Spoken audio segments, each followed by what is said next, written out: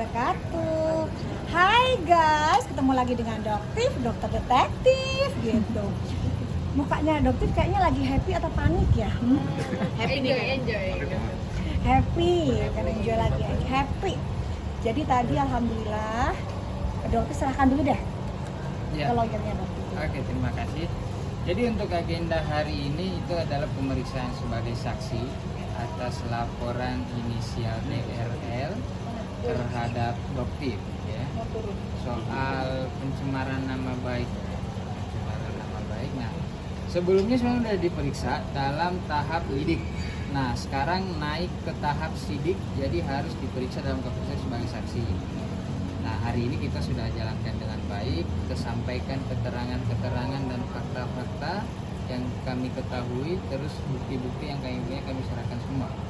Dan kami berharap penyidik dengan objektif dapat menilai keterangan-keterangan, fakta-fakta dan bukti-bukti ini sesuai dengan yang sebenarnya, agar ya hukum itu tegak sesuai dengan keadilan dan kebenaran seperti itu. Apa aja tadi? Berapa pertanyaan? Seputar apa? Kalau pertanyaan sebenarnya sebahagian besarnya sudah kita sampaikan di tahap penyelidikan, jadi tinggal kita konfirmasi. Terus ada tambahan-tambahan mungkin ya, karena kan berkembang terus ya, kita juga mengumpulkan bukti-bukti, informasi-informasi, mungkin ada 5 atau 6 tambahan pertanyaan tadi, tambahan keterangan yang kami sampaikan. Mungkin sekitar 30-an. Seputar apa tadi? Jadi seputar terkait dengan objek laporannya ya, yang soal review Waitometo. Jadi yang dilaporkan itu adalah salah satunya adalah video review Waitometo, yang dimana sekarang diketahui bahkan Badan POM sudah mengeluarkan rilis dalam bentuk penjelasan publik di bulan Maret 2025 yang menerangkan bahwa produk Waitometo ini adalah produk relabeling dan sebagainya, dan izin edarnya sudah ditarik oleh Badan POM. Jadi ya, kami pikir sudah sangat jelas sebenarnya apa yang disampaikan oleh dokter detektif dalam review terhadap WT itu adalah sesuai fakta, kebenaran, dan jika disampaikan bahwa ini melanggar ketentuan, ya memang melanggar ketentuan. Buktinya ada penjelasan publik Badan POM. Dan seharusnya kalaupun menuntut, biasanya mestinya Badan POM juga bisa menuntut ya. Cuman kan Badan POM tuh baik banget memang. Badan POM tuh baik banget, penuh tepo seliro kita bilangnya ya. Tepo seliro kalau bahasa Jawa. Jadi ya berbenah gitu ya, mintanya mungkin Badan POM berbenah begitu. Tapi ya itu formatif. Kalau misalnya DRL melaporkan dokter, cuman saran aja buat DRL di sini, insya Allah nyampe ya buat DRL. Carilah lawyer yang berintelektual tinggi, berkompeten ya. Karena Dokter lihat tadi cukup jadi blunder ya sebenarnya buat kamu. Setidaknya minimal lah, paling tidak profesional atau sekaliber Bang Hotman. Ya, sekaliber Bang Hotman lah. Masa sih seorang DRL tidak mampu membayar lawyer sekaliber Bang Hotman? Jadi agar apa? Agar tidak menjadi blunder ke kamu sendiri. Tadi ada beberapa ya yang kita sempat ngelihat, tapi kita nggak mau komentari ya, ada tambahan yang kita cukup tersenyum saja. Mungkin ini saran dari lawyernya. Jadi kayaknya lawyernya juga harus lebih banyak belajar hukum juga ya. Cuman mungkin karena sesama lawyer nggak mau berani kritis, tapi kalau Doktif secara terbuka silakan belajar lagi. Yakin menang nih kayaknya. Oh iya, insya Allah, karena terbuka, karena fakta yang disampaikan fakta. Dan seperti yang Bang Hotman sampaikan berulang-ulang, jika itu adalah fakta, maka apa? Tidak bisa dikenakan pasal pencemaran nama baik. Jadi kalau tidak fakta itu masuk pencemaran. Oh pasti. Jadi kenapa kok Doktif begitu yakinnya bilang tutut dong Doktif, tutut kan gitu kan, sampai ada lagunya. Karena apa yang Doktif sampaikan itu adalah fakta. Ya Doktif nggak ada takutnya. Yang bikin dokter happy dari atas tadi apa nih? Kabar bahagia. Iya, kabar bahagianya apa nih? Laporannya Doktif ke DRL juga akan naik, akan segera diproses. Ini udah masuk tahap penyidikan. Tahap penyidikan betul. Oke, selanjutnya apa lagi nih? Tahap biasanya sih ya saksi-saksi yang sudah diperiksa dalam lidik itu akan diperiksa lagi di tahap penyidikan. Pengulangan aja, jadi dipanggil saksi yang kemarin, jadi diperjelas gitu. Kapan akan diinfokan? Wah, kita kurang tahu, Kita harus nggak tanya tahu. ke penyidik aja langsung soal. Karena kan juga pasti banyak ya yang dipertanyakan, jangan sampai ada miss di sini gitu, jangan sampai membuat kesalahan yang sama seperti yang dulu Doktif untuk yang di Polda laporan doktif seperti apa mungkin? Oh iya, untuk yang di Polda, alhamdulillah kan kemarin daerah udah datang memberikan penjelasan ke teman-teman wartawan juga. Doktif sih, sarannya doktif fokus ya untuk laporan itu karena itu bukti-buktinya sangat jelas banget, akurat, dan penyidik dari Polda Metro Jaya tidak akan dengan mudah menaikkan ke sidik jika buktinya tidak akurat. Ya, buktinya tidak cuma satu ya, dokter memberikan beberapa bukti gitu. Jadi dokter sih kasih nasihat sebaiknya fokus di laporan itu karena itu lumayan akan membuat kamu repot sendiri. Jadi jangan berusaha untuk panik dan menyerang dokter dengan laporan di sini karena kamu pun akan menghadapi laporan dokter di sini. Ya. Jadi ini kesannya dugaannya dokter mungkin akan ada percobaan seperti restoratif justice. Ya, dokter tekankan laporan dokter di Polda tidak akan dokter cabut.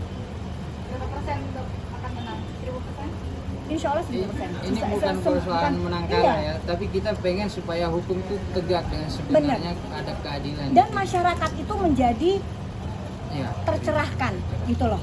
Jadi oh seperti misalnya kasus yang white tomato.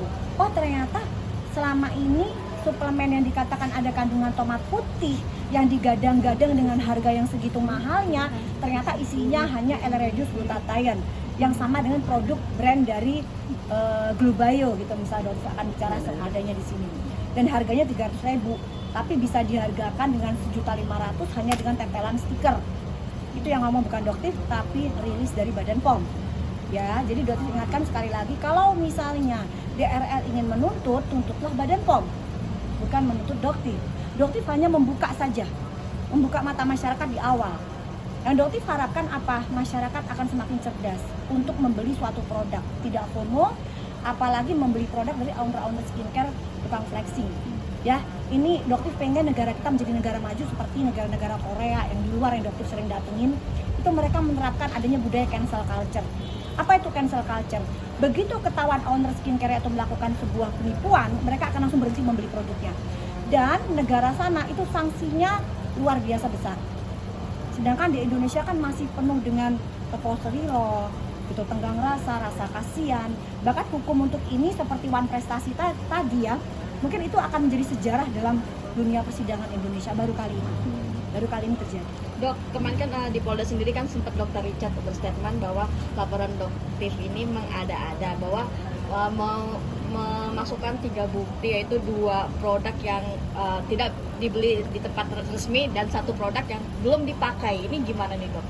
Gini, salah satu buktinya adalah DNA salmon yang jelas berbahaya karena ada jarum di situ.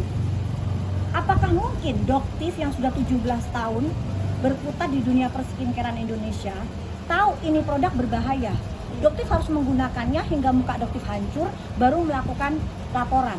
Oh sorry, maaf, doktif sebagai seorang profesional dan sebagai konsumen karena tahu efeknya ya doktif berhak untuk melaporkan. Lawyernya belajar hukum dulu gitu, kalau perlu belajar mungkin sama Pak Adi ya, karena kalau doktif tadi melihat apa yang ditambahkan ya bukti tambahan itu doktif, kalau doktif jadi dia atau doktif menggunakan lawyer Pak Adi pasti doktif akan dilarang, jangan dok ini salah, jangan dok ini salah gitu ya. Jadi lebih baik lawyernya pun hati-hati karena akan bisa menjadi blunder untuk kliennya sendiri gitu. Yang namanya lawyer kan melindungi ya, bukan malah menjerumuskan kliennya gitu ya. Oke? Oke. Dari dok DRL gimana nih? Mungkin ada statement seperti itu ya, mungkin bagian opini karena sebenarnya dokter pun diserang secara pribadi. Mungkin kalian lupa hubungan privasi dokter dengan keluarganya dokter itu pun diserang oleh beliau. Sama-sama saling serang. Iya, untuk kenapa? Karena sampai saat ini pun dokter masih diserang, hanya masyarakat saja tidak tahu. Gitu ya. Contohnya apa? Ya, sudah seperti biasa. Makanya di sini juga buzzer melalui buzzer. Kenapa dokter di sini berani melakukan sayembara? Kalau DRL membuat sayembara 10 juta kalau berhasil menemukan maling di kliniknya dia dulu, kontroversial yang di Padang. Ya, dokter nggak main uang 10 juta. Dokter di sini melakukan sayembara, teman-teman masyarakat Indonesia siapapun yang bisa membuktikan dokter menggunakan jasa buzzer ya untuk membela dokter hingga detik ini, Doktif akan kasih kalian 250 juta. Dan Doktif tantang untuk owner-owner skincare, tukang flexing melakukan hal yang sama. Berani nggak kalian? Kalian menantang ya masyarakat yang bisa membuktikan bahwa kalian tidak menggunakan buzzer atau kalian menggunakan buzzer. Doktif sih yakin ya kemungkinan besar menggunakan buzzer. Bilang dong sayembara nggak usah 250 juta karena mungkin agak kebesaran ya, 100 juta aja gitu. Berani nggak Doktif tantang kalian? Jadi jangan selalu menyerang Doktif yang menggunakan buzzer. Saat ini Doktif melakukan sayembara kok 250 juta. Ayo dong, buktikan. Cash 250 juta. Buat kalian yang bisa membuktikan Doktif menggunakan buzzer. Karena yang selama ini mereka yang membela Doktif itu real. Itu adalah masyarakat Indonesia asli, bukan robot, bukan buzzer. Gitu. Karena alhamdulillah masyarakat sudah semakin cerdas.